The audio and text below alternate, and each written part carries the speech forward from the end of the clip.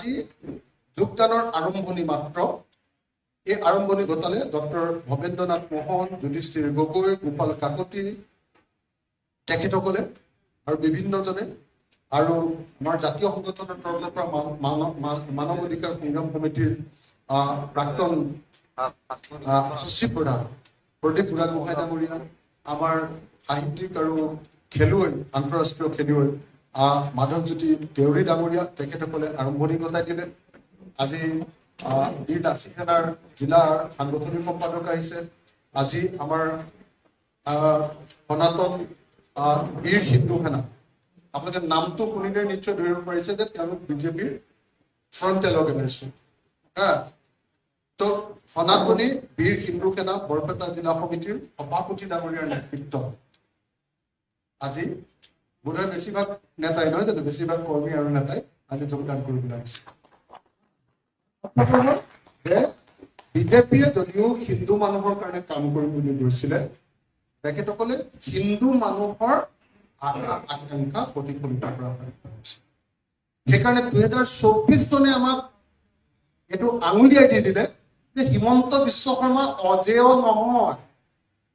হিমন্ত বিশ্ব শৰ্মা বিজেপিত থাকিলে বিজেপি নৰেন্দ্ৰ মোদী যেনেকৈ অজেয় বুলি কয়, নৰেন্দ্ৰ মোদী থাকিলে ক'ত হৰুৱাব পাৰিব, হিমন্ত বিশ্ব শৰ্মা থাকিলে ক'ত হৰুৱাব পাৰিব বুলি যিবিলাক আছিলে, সেইটো যে অজেয় নহয় সেইটো আমি যোৰহাটৰ ইলেকশ্যনে প্ৰমাণ কৰি দিলো। লোকসভা নিৰ্বাচন কৰিলো নে নাই? আমি এবাৰ বিৰোধী ঐক্যমঞ্চই প্ৰমাণ কৰি দিলো পৃথিৱীৰ যোন শক্তি আহিলেও গোটেই চৰকাৰখন বহি ললেও আমি তেওঁলোকক পৰাজিত কৰিব পাৰোঁ। আৰু মই এইটো কথা আপোনালোকক আজি যোগদান কাৰ্যসূচীতে কৈ দিব খুজিছো যে 2026 চনত বিৰোধী ঐক্যমঞ্চই ঐক্যবদ্ধভাৱে ৰাইজৰ দল, কংগ্ৰেছ, অসম জাতীয় পৰিষদ আৰু অন্যান্য বিৰোধী ৰাজনৈতিক দলে ঐক্যবদ্ধভাৱে আমি 2026 চনত চৰকাৰ গঠন কৰিম। মই আপোনালোকক এইটো নিশ্চয়তা প্ৰদান কৰিছো যে চৰকাৰত যদি ৰাইজৰ দল থাকে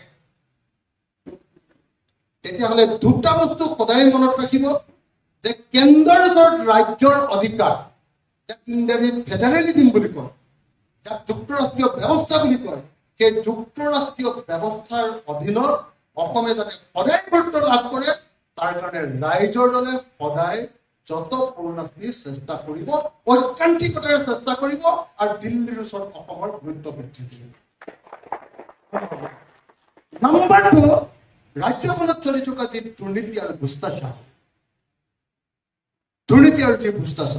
এই দুৰ্নীতি ভ্ৰষ্টাচাৰ যাতে কণ্ট্ৰলত থাকে তাৰ কাৰণে ৰাইজৰ দল যদি চৰকাৰত থাকো, আমি নিশ্চিত কৰি ক'ব খুজিছো যে ৰাইজৰ দল যদি থাকো, 1 নম্বৰ কথাটো আকৌ কলো, দিল্লীৰ ওচৰত ৰাজ্যৰ অধিকাৰ বৃদ্ধি কৰিবৰ কাৰণে কাম কৰা হ'ব, নম্বৰ 1। নম্বৰ 2, দুৰ্নীতিৰ বিৰুদ্ধে পুৰা এটা স্বচ্ছ প্ৰশাসনৰ কাৰণে চেষ্টা কৰা হ'ব। 3 নম্বৰ